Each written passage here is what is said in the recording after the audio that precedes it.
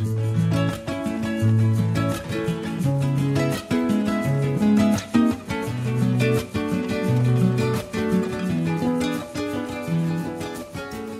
Andrea. I own Action Baby Carriers. My husband and I have owned the company for just over a year.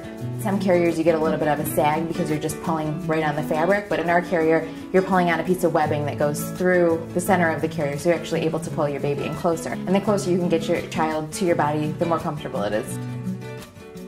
The first thing that you're going to want to do when you are going to do a back carrier is you want to take your carrier and you're going to buckle it on your waist with the buckle in the front, and then you're going to buckle your shoulder straps.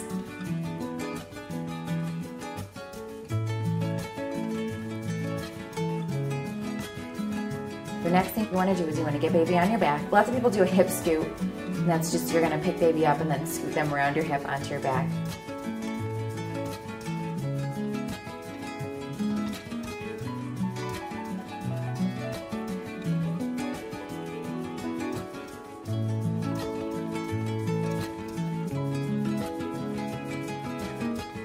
If you do the Superman toss, you're going to have baby's back against your legs, and you're going to pick them up and kind of swing them around onto your back.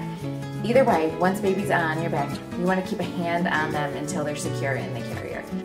So you want to bend over and make your back kind of flat like a table, and then you're going to pull the carrier up and over your baby. And then you want to put one arm through each strap, and you want to make sure you have a hand on your child until they're secure in the carrier. Once you have the shoulder straps on, you want to give them a little bit of a tug and kind of bounce the baby into the carrier, and then you want to buckle your chest strap.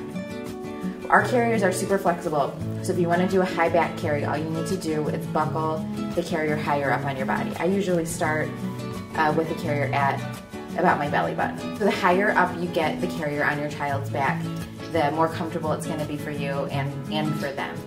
When it's high up on their back, their weight is distributed a little bit better. This is particularly important when you're carrying a larger child because, you know, when they're heavy, if they're leaning back, it's going to put a lot of strain on you, on your body. To get baby out of the carrier, I usually reach my arm around, put them on baby's back, then I unbuckle the waist belt and the chest belt and then bring my arms through the straps and then set baby down on the ground. When you're first getting used to doing back carries, you want to practice in front of a bed.